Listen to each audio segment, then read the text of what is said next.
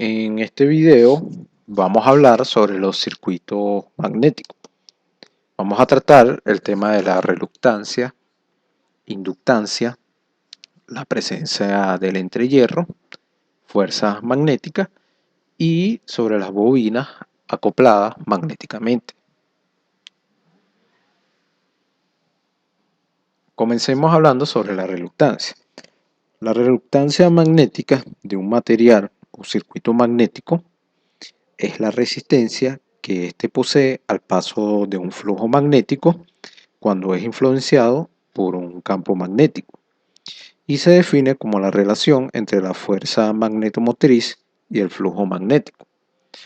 Entonces, consideremos el siguiente sistema electromagnético conformado simplemente por una bobina que abraza una porción de un material de permeabilidad Mi y si Phi varía en el tiempo de forma sinusoidal por ley de Faraday, se puede establecer la siguiente relación de magnitud, donde el RMS es 2pi por la frecuencia por n por Phi máximo o el flujo máximo.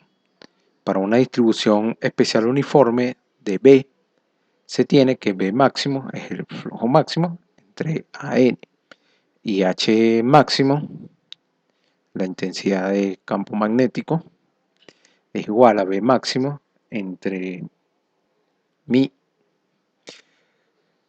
Debemos considerar lo siguiente: realmente B no es constante a lo largo de la superficie AN. B es mayor en las cercanías de la ventana y menor hacia el exterior del núcleo.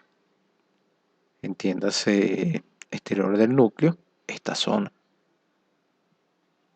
B se puede asumir que es prácticamente constante e igual a su valor promedio espacial, si la magnitud de la ventana y la longitud externa del núcleo son parecidas.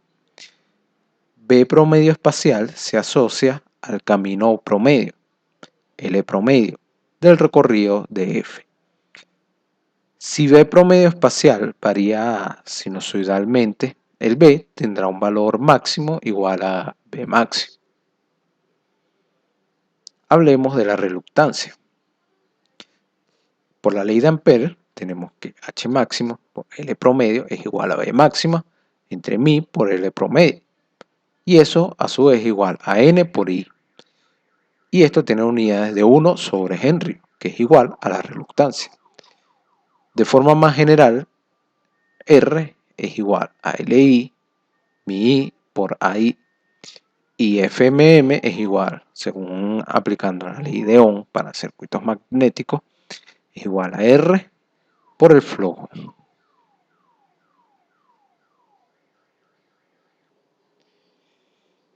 Entonces, podríamos tener un circuito magnético que podemos tratarlo como conocemos, con una resistencia que sería la reluctancia, y el flujo sería como decir la corriente, el flujo Phi. Y tendríamos un circuito equivalente que en vez de hablar del voltaje, hablamos de FMM. También debemos tener consideraciones cuando tenemos un entrehierro, mejor dicho, un espacio. Tenemos el núcleo y lo cortamos, ahí vamos a tener como una deformación en el flujo. El entrehierro lo podemos definir como la región situada en el aire entre los dos polos magnéticos de un imán o un electroimán. El entrehierro introduce en el círculo magnético del imán una reluctancia magnética, es decir, una resistencia al paso del flujo magnético cuando es influenciado por un campo magnético. Entonces, tenemos el valor de la reluctancia, tenemos el entrehierro, vemos que hay como una deformación y aquí tenemos un cálculo de reluctancia equivalente para diferentes configuraciones del entrehierro, donde si estamos hallando un circuito equivalente de reluctancia, debemos tomar en cuenta estas configuraciones, ya que podemos tener un núcleo que tenga una parte más gruesa que otra. Entonces tomamos en cuenta el gap, o mejor dicho, el entrehierro, como lo vemos aquí. Y luego tenemos otra parte con otras dimensiones del núcleo. Entonces, para encontrar esa resistencia en ese gap, en ese entrehierro, debemos tomar en cuenta esta fórmula. En la realidad no vamos a tener un núcleo, o yo no lo he visto hasta ahora, un núcleo que tenga estas dimensiones. Imagínense esta parte aquí en este núcleo, o sea, que esto sea más grueso y esto más corto. Eso no tendría sentido. Eso tendría muchas pérdidas, tendría muchos inconvenientes a la hora de construir un transformador. Pero sin embargo, a título de entender académicamente los circuitos magnéticos o demás aplicaciones académicas, se puede tener estas consideraciones de diferentes áreas para encontrar reluctancia. Entonces, si tenemos un ejercicio que tenemos una configuración como esta, debemos tener presente esta fórmula. Inductancia es un parámetro circuital eléctrico que sirve para representar un campo magnético en términos del voltaje y la corriente. Por lo tanto, medible desde los terminales de una bobina. La inductancia, al igual que la reluctancia, es una característica que depende de las propiedades físicas de la materia y de su geometría en presencia de un campo magnético. Por la ley de Faraday, tenemos que d lambda de t es igual a n por la derivada del flujo, es igual a n cuadrado entre r de i de t. Luego la inductancia se define como esta ecuación y su unidad es en R, de lo cual, de esta ecuación que tenemos aquí, si la igualamos, tenemos que la inductancia es igual a d de lambda de i. La literatura la define como inductancia incremental, mientras que la literatura define como inductancia igual L es igual a lambda entre I.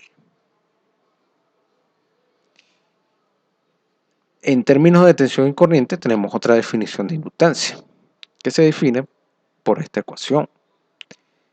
En energía, el campo magnético para L lineal se define con esta ecuación en joules. Si el sistema eléctrico de potencia, en el sistema eléctrico de potencia, el equipo que está diseñado para ser sede de un campo magnético de gran magnitud se denomina reactor. Este es un concepto muy importante, que el equipo que está diseñado para ser sede de un campo magnético de gran magnitud se denomina como reactor. Entonces vamos a empezar con un pequeño ejemplo. Ya hemos dicho esto, las características de un circuito magnético, estamos hablando de reluctancia, inductancia. Ya en el video anterior repasamos todas las ecuaciones de la teoría electromagnética. Podemos empezar a hacer un ejemplo y hacer ejercicios similares para diferentes configuraciones. Entonces, en la figura, primero veamos la figura.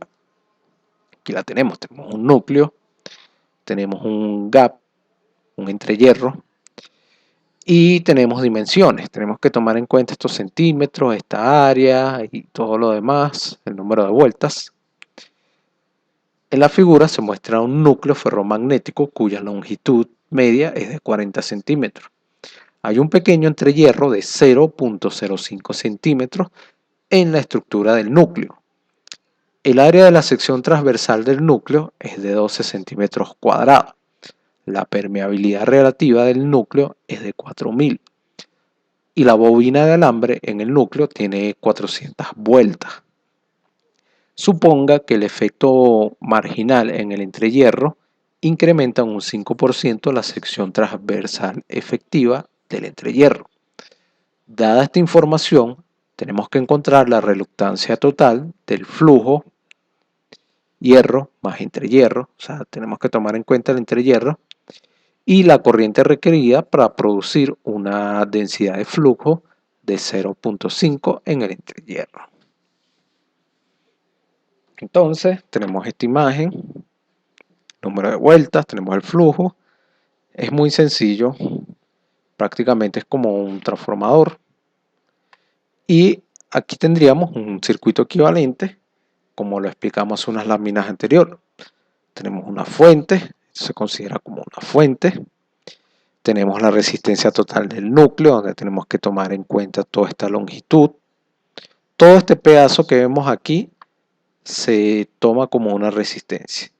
Y tenemos una reluctancia, perdón, estamos hablando de reluctancia, no de resistencia, sino que de la forma que se representa inconscientemente podemos decir resistencia, pero es un error, debemos referirnos como reluctancia. Entonces tenemos una reluctancia completa aquí. Aquí la ponemos y aquí tendríamos otra reluctancia en este espacio pequeño. Ahora, algo interesante que podríamos ver en este ejercicio, podríamos concluir qué tan grande sería esta reluctancia respecto a la reluctancia del núcleo. Porque se podría decir que como esto es pequeño, es pequeña. Pero sin embargo, vimos en el dibujo que aquí hay como una deformidad en las líneas del flujo magnético. Quizás sea un poco mayor la reluctancia o un poco menor. Pero vamos a verlo, vamos a confirmarlo con este ejercicio. Entonces, el circuito magnético correspondiendo a este núcleo se muestra en la figura. Aquí ya tenemos la figura B. Y la reluctancia del núcleo es la siguiente. Tenemos la longitud, tenemos mi área por mi sub 0. Esto es un valor, una constante que conocemos. Tenemos que este es igual a 4000. Aquí lo tenemos. Y AC es igual a 0.002 metros cuadrados. Entonces, al sacar esta cuenta, encontramos que RC es igual a 66.300 A por espiras por WB. El área efectiva del entrehierro es esta que tenemos aquí. Es el 1.05 por 12 centímetros. Esto por los 12 de aquí que nos indica el A. Al multiplicarlo, tenemos 12.6 centímetros cuadrados. Por lo tanto, la reluctancia del entrehierro, aplicando la fórmula, recordemos que esta fórmula es la que presentamos aquí, de la reluctancia. Aquí la tenemos. LI, mi AI. Mi UI es tenemos, es la medida del material, el área total y la longitud. La longitud que sería esta aquí por el medio. No vamos a sacar la longitud de aquí por fuera ni la de por dentro, no. Esta longitud sería la total de aquí si medimos por el medio. Para otro tipo de ejercicios sí tenemos que tomar en consideración algunos otros aspectos de esa longitud. Entonces, aquí tenemos 0.0005 metros. Luego, al sustituir mi sub 0 por el área, aquí tenemos que tener, aquí nada más se toma en cuenta mi sub 0 porque es en el entrehierro. No tenemos mi sub r. Entonces, sacar la cuenta tenemos 316.000 espiras. Entonces, la reluctancia total, como lo acabamos de confirmar, vemos que esta es mayor que la del núcleo. Ya lo acabamos de confirmar. Entonces la reluctancia total en el camino del flujo sería la suma de ambas. lo cual sería 382.300. Nótese que el entrehierro contribuye con la mayor cantidad de reluctancia, a pesar que su longitud es 800 veces menor que la del núcleo. En la parte B tenemos que calcular la corriente. Entonces, puesto que el flujo BA y F es igual a NI, esta ecuación se transforma en NI por BA por R. Luego, al despejar y sustituir, tenemos que la corriente simplemente es 0.602 amperios. Nótese que puesto que se requería el flujo en el entrehierro, el área efectiva de este se utilizó en la ecuación.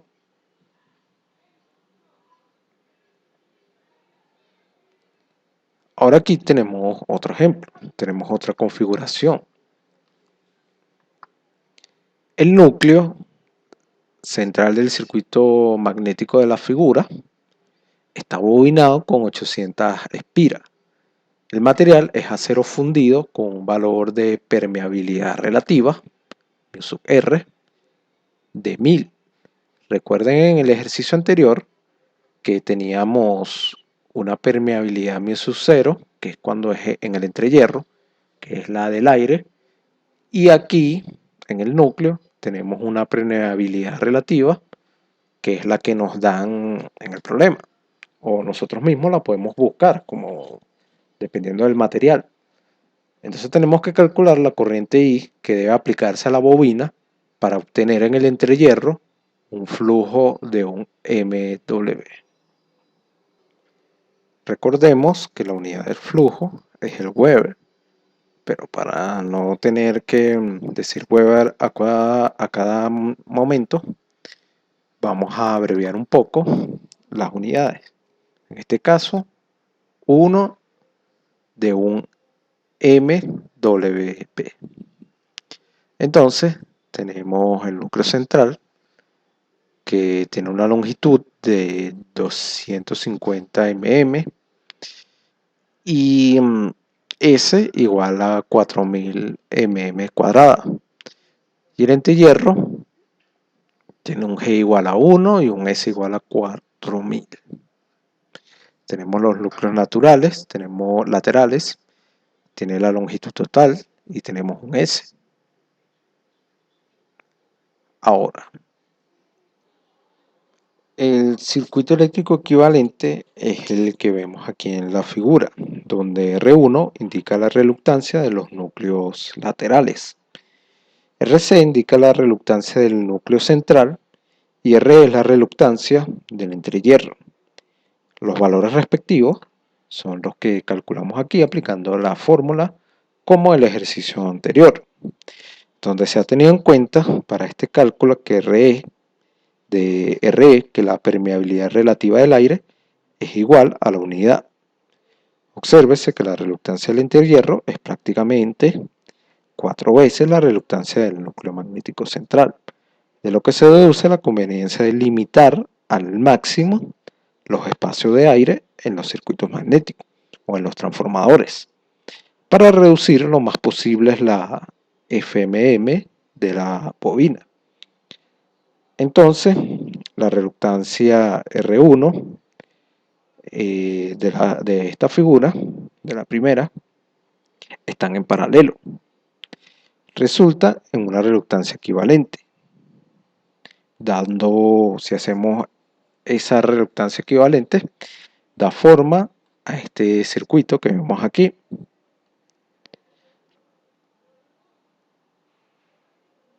Luego, en esta figura podemos aplicar el segundo lema de Kirchhoff, en el cual obtenemos lo siguiente.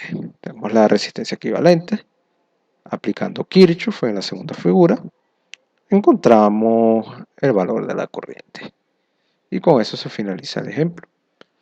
Ya hemos visto cómo se resuelven estos circuitos. Prácticamente es algo parecido a los circuitos de corriente continua, el análisis. Es un poco parecido cuando hablamos de la ley de Kirchhoff o si lo expresamos en una forma de un circuito equivalente. Es muy parecido, pero tenemos que tomar en cuenta, entre comillas, nuevas variables, como la permeabilidad.